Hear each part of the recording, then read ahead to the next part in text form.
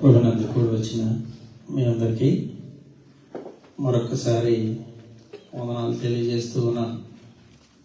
మరి నాకంటే అనుభవజ్ఞులు వెనకాల ఇంకా ఉన్నారు. మరి వాళ్ళని బట్టి నా బట్టి మీరు ఉదయంలో మరి ప్రార్థించాలి. మరి ముఖ్యంగా ముందు దేవునికి సమయం ఇచ్చినట్లయితే దేవుడు మమ్మల్ని బలపరిచి మరి ముందుకు నడిపిస్తాడు కనుక మీరంతా కూడా ప్రార్థించాలని మనం చేస్తూ ప్రార్థనతో ఉన్న మాటలు ప్రారంభిద్దాం. మహాగణుడును ప్రభువా నీకు వందనాలు, స్తోత్రాలు తండ్రి, స్తుతులకు పాత్రుడా. ఇటువంటి సమయమును మరి నా శ్రీలహు సంఘంలో నన్ను నిలవబెట్టి ఇట్టే రీతిగా నిన్ను స్తుతించడానికి గణపరచడానికి ఎంతవరకు సమయం ఇచ్చిన విధానాన్ని బట్టి నీకు వందనాలు ప్రభువా. నీవు నరరూపినిగా ఈ భూమి మీదకు వచ్చి మరి ప్రభువా నిన్ను నువ్వు రిక్తునుడిగా చేసుకుని తండ్రి మా కొరకు ఒక మార్గమును సిద్ధపరిచినటువంటి పరిశుద్ధుడు తండ్రి. నీ మాటలు నేను పలుకుచూ ఉంటుండగా నాకు నీ పరిశుద్ధాత్మతో తోడుగా ఉండి నా నోటికి బోరుగా ఉండి చెప్పుచున్న నాకును విరుచున్న వారికి ఫలించులాగా నీ కృపను తోడు అనుగ్రహించమని యేసు పరిశుద్ధ నామమున అడిగి వేడుకొని ప్రార్థిస్తున్నాను తండ్రి, ఆమేన్. నాకేమబడినటువంటి మాట సిలువలో పలికినటువంటి మొదటి మాట తండ్రి. లూకా సువార్త 23వ అధ్యాయము 34వ వచనం. తండ్రి వీరేమి చేస్తున్నారో వీరెరుగురు కనుక వీరిని క్షమించమని చెప్పాను. మరి ఈ మాటలు చెప్తూ ఉన్నప్పుడు నేను ప్రార్థన పూర్వకంగా కనిపెట్టుకుని చాలా మొరపెట్టి అడిగినప్పుడు నాకు కలిగినటువంటి ఆలోచన మరి మీ ముందు ఉంచడానికి ఇష్టపడుతూ ఉన్నాను. దేవుడు పశ్చాత్తాప్తుడా, రోషం కలిగిన వాడా?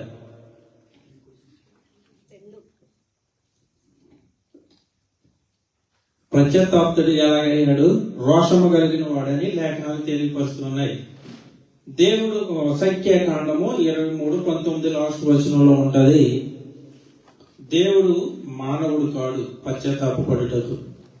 మరి ఎందుకు పశ్చాత్తాపపడ్డాడు అనేది అంశంలో నుంచి మనము మరి క్రీస్తు మనల్ని క్షమించమని ఎందుకు అడిగాడో ఆ మాటల్లో నుంచి వెళ్దాం.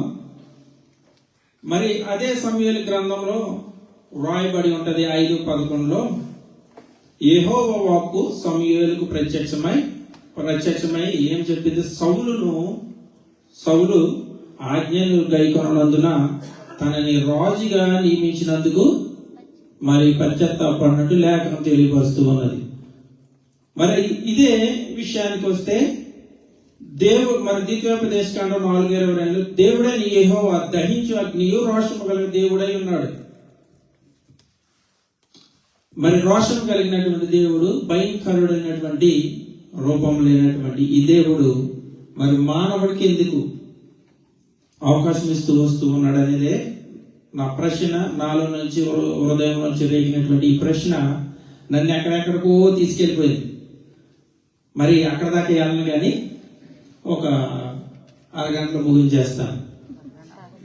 మరి యోనాతో చెప్తాడు, నీనేవే పట్టణంకి వెళ్ళి నువ్వు మనల్ని రాబోతున్నటువంటి ఉగ్రతను గురించి బోధన చెప్పమన్నప్పుడు మరొకరు విని మరి దేవుని దగ్గరకు తిరిగి మరల వచ్చినప్పుడు వారికి చేయవలసినటువంటి కీడి చేయక పశ్చాత్తాప్తుడే మరి కీడి చేయక మానేను. మరి దేవుడు కీడి చేయక మానేను. మరి ఆది నుండి మొదలుకొని ఇంతవరకు కూడా దేవుడు మానవుని ప్రేమిస్తూ ఉన్నాడు. సర్వమును సృజించి దేవుడు మానవుడి చేతిలో పెట్టాడు. కానీ మానవుడి కొరకు దేవుడు అన్ని చేస్తూ వచ్చి ఉన్నాడు. అన్నాడు ఆదాము సృజించి మరొక ఏదైనా వనంలో మరుచినప్పుడు మరి నరుడు ఒంటరిగా ఉన్నాడని మళ్ళా అతనికి సహాయకురాలుగా మళ్ళా ఇచ్చినప్పుడు మరి తప్పిదములో పడి మొదటిగా పాపం చేసినట్లు దేవుని ఆజ్ఞను తిరస్కరించినట్లుగా చూస్తూ ఉన్నాం. ఆది నుండి కూడా మరి దేవుడు ప్రేమిస్తూ ఉన్నాడు. మరి ఇక్కడ రోషము గలవాడు దహించు అగ్ని అయి ఉన్నటువంటి దేవుడు మానవుడి పట్ల ఎందుకు ఈ రీతిగా ఉన్నాడు అనే ప్రశ్న మన హృదయంలో వేసుకున్నప్పుడు ఆటోమేటిక్గా సంఘంలో ఎలా ఉండాలో ఎలా జీవించాలో మనకు అర్థమైపోతుంది. ఇదే నా అంశం, నన్ను పట్టుకున్న అంశం. నన్ను ఇది ఇప్పటి నుంచి కాదు, ఈ అంశం నన్ను పట్టుకున్నప్పుడు 1 year నుంచి నన్ను వేధిస్తున్నటువంటి ఈ ప్రశ్న ఎంతగా వేధిస్తుందంటే, పడుకున్నప్పుడు కూడా ఆలోచన, ప్రభువా నువ్వు ఈ రీతిగా మాకు ఇస్తూ ఉన్నావు. ఆనాడు ఆదాము విడిచినటువంటి చెయ్యి అనేకమైనటువంటి పర్యాయాలు మాకు ఇస్తూనే వచ్చావు. ఆనాడు కానీ ఈనాడు కానీ మానవుడు ఎప్పుడు దేవుడికి అతిక్రమం చేస్తూ దూరం అవుతూనే వస్తూ ఉన్నాడు. కానీ పశ్చాత్తాపడి మళ్ళా దేవుని వద్దకు వచ్చినప్పుడు దేవుడు మళ్ళా క్షమించి మన తన బిడ్డగా అంగీకరించినట్లు మనం చూస్తూ ఉన్నాం. అయితే ఈ మాటలు మరి ఎందుకు నేను చెబుతూ ఉన్నానంటే, నేను తీసుకున్నది సిలువ గురించి అయినా కానీ ఈ మాట దాంట్లోంచి వెళ్ళటానికి చదివినప్పుడు నాకు ఇదే గుర్తొచ్చింది. ఎందుకు గుర్తొచ్చిందంటే, ఆది నుండి ఈ రోజు వరకు మరి దేవుడు అనేకమైనటువంటి పనులు దేవుడు మానవుడి కొరకు చేసుకుంటూ వచ్చాడు. అందుకే మనం ఒకసారి అనిపిస్తుంది, మన మాటలు మన శ్రేష్టలు జరుగుతున్నాయంటే ఆనాడు ఆది కాండంలో రాయబడి ఉంటది కదా, నరుని హృదయము పుట్టుకతోనే చెడ్డది కనుక నరుని బట్టి భూమిని శపించినది దేవుడు వాగ్దానం చేస్తాడు. ఆ వాగ్దానమే మనల్ని బతికిస్తుందని నేను అనుకుంటూ ఉన్నాను. ప్రియులారా, మరి ఇక్కడ చూసినట్లయితే మన ఆది నుండి కూడా ఆదాము ఇచ్చినటువంటి ఆ సహవాసమును తిరిగి మరలా రప్పించుటకు దేవుడు ఒక వంశావళిని, ఒక వ్యక్తిని ఎంచుకుని పరిశుద్ధినిగా ఎంచుకుని ఆ వంశముల నుంచి మరి ప్రభు అయిన క్రీస్తు భూమి మీదకు వచ్చి మరి తను చేయవలసినది అంతయు చేసి మరి ఏ మార్గమును మనకి విడిచాడో ఆ మార్గంలో మనం లేము. మరి ముఖ్యంగా క్రైస్తవులం అయితే లేము, ఇది ఖచ్చితం. అనిలే బెటర్, ఎందుకంటే వెళ్తారు, క్రమశిక్షణతో మొక్కుతారు, చేస్తారు. మనకు అది లేదు. ఎందుకంటే గత జీవితం ఏదైనప్పటికీ నువ్వు మారి రక్షణ పొంది బాప్తిజం తీసుకున్నావంటే కంతే మనం ఎలా ఉండాలో దేవుడు మనకు చూపిస్తాడు. అందుకే చెప్తూ ఉన్నాడు, మరి మనం రక్షణ పొందినటువంటి మనము మరలా తప్పిపోతే మరలా దేవుడిని సిలువ వేసినట్లే. అందుకే మరి మరలా సిలువ వేసినట్లే. ఎందుకని? మరి ఆయన అవమానపరుస్తూ ఉన్నాం క్రైస్తవులు అనేటువంటి మనము. దీన్ని మనము చాలా గ్రహించుకోవాల్సినటువంటి విషయం. మరలా ఎందుకు దేవుణ్ణి హింసిస్తూనే వస్తూ ఉన్నాం? మరి ఆయన మన కొరకు ఒకే ఒక పరిశుద్ధ బలి రక్త ప్రోక్షణ ద్వారా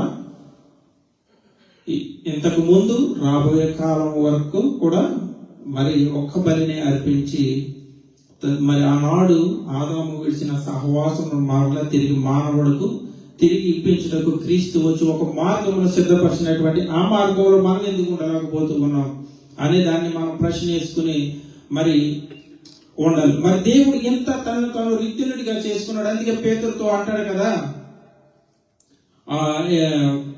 మత్తయి 26:23 పేతురుతో అంటాడు, ప్రభు అని మరి నేను నా తండ్రిని వేడుకొనగా మరి 12 సేనా వ్యూహముల కంటే అనగా 6,000 యోధుల కంటే ఎక్కువ దూతలను పంపడా. మరి మాట ఎందుకు అన్నాడు? దేవుని నిజంగా దేవుడు మరి రోషము కలిగిన వాడైనప్పుడు మరి దేవుడు ప్రార్థిస్తే మరి తన బిడ్డని కాపాడ్డా. మరి ఆ యోధులు భూమి మీదకి వస్తే అసలు సమస్య ఏంటి? మరి సమస్తమును అంతమైపోతాయి. మరి అలాంటి దేవుడు మన కొరకు ఎందుకు మరి తండ్రిని వేడుకుంటూ ఉన్నాడు? అదే మనం ప్రశ్న వేసుకోవాల్సినటువంటి. మరలా ఇక్కడ మరంతా తగ్గించుకుని తాను రిక్తునిగా చేసుకున్నటువంటి దేవుడికి మరలా తిరిగి మానవుడు ఏం చేశాడు? అందుకే అపోస్తలుల కార్యములు 2:23 ఉంటుంది, మీరు ఈ దుష్టుల చేత అనగా అక్రమకారుల చేత సిలువ వేయించి సంపితిరి. అదే అపోస్తలుల కార్యంలో మీరు జీవాధిపతిని సంపితిరి. మరి శ్రమలు అనుభవించినటువంటి దేవుడిని తిరిగి మరలా తన తండ్రి లేపాడు. మరి లేపినటువంటి దేవుడికి ఆ శ్రమల నుంచి తప్పించడం తెలియదా? ఒకసారి మనము మరి దేవుణ్ణి ఎట్టి రీతిగా కొనియాడాలి, ఆయన చేసినటువంటి ఈ త్యాగమునకు ఎట్టి రీతిగా మనం జీవించాలి. ఏ మాదిరి అనగా, మరి తండ్రి వీరు ఏమి చేస్తున్నారో వీరు ఎరుగురు కనుక వీరిని క్షమించమని చెప్పాను. మరి మానవుడు కొరకు తండ్రికి ఎందుకు వేడుకొని మరి క్షమించమన్నాడు? ఆది నుంచి కూడా దేవుడు ఎందుకు మనల్ని రక్షిస్తూ వస్తూ ఉన్నాడు? ఎందుకు ఆయన హస్తాలతో, దేవుడు నోటు మాటతో సర్వమును సృజించాడు, కానీ మానవుడిని తన హస్తములతోనే, మానవుడి కొరకే దేవుడు పనిచేశాడు. ఏ పని చేసినా కానీ మానవుడు దేనికి పని చేస్తూ ఉన్నాం? ప్రియులరా, మరి దేవుడు విశ్వాసులని జల్లెడి వేసినప్పుడు మరి ఎంతమంది ఉంటాం? ఇది మాత్రం చాలా వేదనతో నిజంగా నేను అడుగుతూ ఉన్నాను. మరి దయ తప్పుంటే క్షమించండి. చాలా వేదనతో. ఎందుకనంటే మనము నార్మల్గా బైబిల్ చదువుతూ ఎలా ఉంటుంది, శ్రద్ధ కలిగి విశ్వాసం కలిగి బైబిల్ చదివితే అదే మనతో మాట్లాడుతుంది. ఇది నా అనుభవం. ఎవరేమన్నా ఇది నా అనుభవం. దేవుడు మనతో మాట్లాడాలని పాస్టర్లో పళ్ళు బిగమట్టి చెప్తుంటే ఇటుకెళ్ళి బైబిల్ చదివితే ఏంటంటే చెప్పలేదు అనుకునేవాడిని. కానీ ఆ ఆత్మశుద్ధితో మన వాక్యము, దేవుని సమయము దేవునికి ఇచ్చినప్పుడు అది మనతో మాట్లాడుతుంది అనేటువంటి మాట లేఖనములు నెరవేర్పు ఎలా నెరవేరుతాయో ఈ లేఖనము చదువుతే మనకు అర్థమవుతుంది. అందుకే మనము చేయవలసిన పని ఏంటంటే మనల్ని వేడిపించే వారి వరకు, మన శత్రువుల వరకు ప్రార్థించే వారు ఉండాలి. అందుకే మత్తయి 5:44 ఉంటది కదా, మిమ్మల్ని హింసించే వారి కొరకు ప్రార్థన చేయండి, లేకపోతే దుష్టుల కొరకు మీరు ప్రార్థన చేయండి. అదే దేవుడు ఇక్కడ చేశాడు. ఏమని, మీరు ఈ దుష్టుల చేత సిలువ వేసి చంపితిరి కదా అని అపోస్తల కార్యంలో చెప్తూ ఉన్నాడు. అయితే మరి తండ్రి ఇక్కడ ఏం చేశాడు? వీరు ఏమి చేస్తున్నారో వీరిని క్షమించమని మరి తండ్రి అయిన దేవుడిని వేడుకున్నాడు. అటువంటి క్షమాపణ గుణము మనకున్నదా? అటువంటి క్షమాపణ గుణం మనకున్నదా? మనిషి మారితే మనము మాట మారిపోద్ది. ప్రియులరా, ఈ విషయంలో మనం చాలా ఆచితూచి క్రైస్తవులు అయినటువంటి మనము మరి ఈ సిలువ అప్పుడే 2000 సంవత్సరములు పైబడి గతించిపోతూ ఉన్నాయి. తరాలను కూడా తరాలు మారుతూ ఉన్నాయి. ఈ రోజు నేను, రేపొద్దున ఇంకో తరము, రేపొద్దున ఇంకో తరము. కానీ దేవుని సంతకి ఎంతమంది చేరగలుగుతాం? జీవ గ్రంథంలో ఎంతమంది మన పేర్లు రాయబడతాయి అనే ప్రశ్న మనలో వేసుకోవాలి. అందుకే ఇలాంటి దుష్టులైనటువంటి మానవాళి కొరకు దేవుడు ఆది నుంచి కూడా తన ప్రేమను, వాత్సల్యతను చూపిస్తూ, ఉగ్రత నుండి తప్పిస్తూ, ప్రేమను ప్రేమిస్తూ, ఆఖరికి మన కొరకు తను తాను రిక్తునుడిగా చేసుకుని మరి శిలువ యాగమై తన మరణ పునరుత్థానముల ద్వారా మనకి ఒక రక్షణ మార్గమును దేవుడు మనకు అనుగ్రహించాడు. ఈ క్షమాపణ గుణము కలిగి రక్షణ పొందినటువంటి మనము మరి ఒకరి ఎడల ఒకరు ప్రేమ కలిగి మరి జీవిస్తూ క్షమించే గుణము, మరి ప్రభువైన క్రీస్తు మన తండ్రిని ఎందుకు వేడుకున్నాడు? మన ఆనాడు విడిచినటువంటి చెయ్యిని మరలా తిరిగి ఆ మార్గము ద్వారా మానవుడికి దేవుడితో సహవాసమును, ఆయనకి రాజ్యముగాను, ఆయనకి వారసులుగాను చేసి మరి తన నామమందు అంగీకరించినప్పుడు తన రక్తంలో కడగబడి తెల్లని వస్త్రములు ధరించిన వారమై మరి జీవ గ్రంథములో మన పేరు రాయబడిలాగిన జీవపు ఓటను మరి పొందేవారుగా మనం ఉండాలి. అంటే దేవుని యందు విశ్వాసము కలిగి ఇక నుంచైనా మరి ఆయన చేసినటువంటి గాయపడినటువంటి ఆస్తమును మరి మనపై ముట్టి మనల్ని స్వస్థపరిచి మన పరిశుద్ధాత్మ దేవుడి చేత మనల్ని నింపి నడిపించాలంటే మనం చేయవలసినటువంటి కార్యములు ఏమనగా మరి క్షమించే గుణమును, మనం దేవుడు సిలువలో చూపించినటువంటి మార్గములు మనకు క్షమించటము, కాపాడటము బాధ్యత. మరి ఒదిగి ఉండటం, శ్రమల యందు మరి ప్రేమించుట నేర్చుకోవటం, ఇటువంటి కార్యములు దేవుడు మన పట్ల చూపించాడు. ఈ కార్యము మన పట్ల జరగాలంటే ఈ రాత్రి మనం దేవుని అంగీకరించి తన రక్తంలో కడగబడిన వారమై మరి ఇంటికి వెళ్ళి దేవుని మహింపరుస్తూ మరి ఆయన కొనియాడుతూ ఆయన రాకడికి సిద్ధపట్టు కలిగిన వారమై ఉండాలి. ఈ భయంకరమైన దినాల్లో ఏ దినము, ఏ రోజు ఏమవుతుందో, ఏ నిమిషం ఏమవుతుందో తెలియనటువంటి గుండె భారంతో ఉంటూ ఉన్నాం. మరి దేవుడు మనల్ని కాపాడుతూ మన తెలుగు వారందరినీ క్షేమకరంగా సజీవులుగా ఆయన సన్నిధానంలో మరి ప్రతి శుక్రవారం నిలవబెడుతూ మరి మనతో మాట్లాడుతూ ఉన్నాడు, మన కృపనిస్తూ ఉన్నాడు, పనులు చేసుకోవడానికి శక్తిని ఇస్తూ ఉన్నాడు. మరి ఎదుటి వారి యొక్క కార్యములు చూసి కూడా మనకి జ్ఞానము పెరగటం లేదు. ప్రియులారా, మనం దీన్ని గ్రహించుకుని దేవుని దృష్టికి ఇష్టలుగా జీవించాలి. ఈ మాటలు దేవుడు మన హృదయాల్లో ఫలించేలాగా పరిశుద్ధాత్మ దేవుడు తోడై ఉండేలాగా వచ్చిన ప్రార్థన చేసుకున్న మాటలను ముగిస్తూ ఉన్నాను. మమ్మల్ని మిగిలిగా ప్రేమించినటువంటి మా పరలోకపు తండ్రి, నీకు వందనాలు, స్తోత్రాలు ప్రభా. ఇట్టి రీతిగా నిలవబెట్టుకుని నీ మాటలు పలికించినటువంటి విధానాన్ని బట్టి దేవునికి నైనా నీకు వందనాలు, స్తుతులు, స్తోత్రాలు ప్రభా. నీ ప్రియ కుమారుడు మా కొరకు పంపించి తండ్రి, మరి తను తాను రిక్తునుడిగా చేసుకుని నీ కార్యమును సఫలపరిచి ఎట్టి రీతిగా నీ కుడి పరిచయాన్ని చేరి ఉన్నాడు. అటువంటి ధన్యత, అటువంటి సాక్ష్యము, అటువంటి నడతలు ప్రభువా మాకు అనుగ్రహించమని, అటువంటి భాగ్యము మరి ప్రభువా ఈ లోకంలో మేము జీవించినటువంటి జీవితాన్ని బట్టి నీ కుడి పరిచయాన్ని కూర్చోగలిగినటువంటి ఒక మహోన్నతమైనటువంటి మార్గమును మాకు సిద్ధపరిచిన విధానాన్ని బట్టి నీకు కృతజ్ఞతాస్తుతులు చెల్లిస్తూ ఈ మాటలు చెప్పుచున్న నాకును వినుచున్న వారికి అశిలో సంఘంలో మమ్మల్ని నిలబెట్టిన విధానం నాయన ఫలించులాగున నీ కృపాన్ని దయ నీ కటాక్షం మా పెంచి నడిపించమని చెప్పబోతున్న వారి హృదయాలను ప్రభా ధైర్యపరిచి పరిశుద్ధాత్మతో నింపి నడిపించమని యేసు పరిశుద్ధ నామములో అడిగి వేడుకుని ప్రార్థిస్తున్నాను తండ్రి, ఆమేన్. సహోదరులారా, మరి చక్కటి మొదటి మాట గురించి, జ్ఞాపకం గురించి క్లుప్తంగా మరి అరగంట మాట్లాడతారని అని చెప్పారు, కానీ ముందుగానే ముగించడం జరిగింది.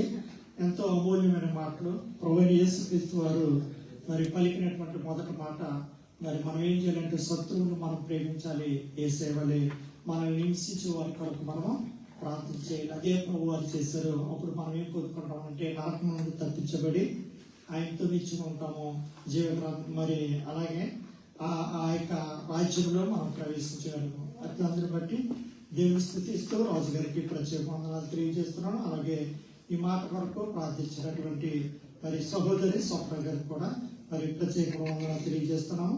మరి మనం ఈ సమయంలో రెండవ మాట మనం వినబోతూ ఉన్నాము. మన మధ్యలో ఉన్నటువంటి తోటి సహాయక ఉంటున్నటువంటి విజయ్ గారు, పాస్టర్ గారు మనకి ఆ యొక్క రెండో మాటను మనకు ముందుంచబోతూ ఉన్నారు. ఆ యొక్క మాట ఏంటంటే రెండవ మాట లూకాసు వార్త 23వ అధ్యాయము 42 43 నేడు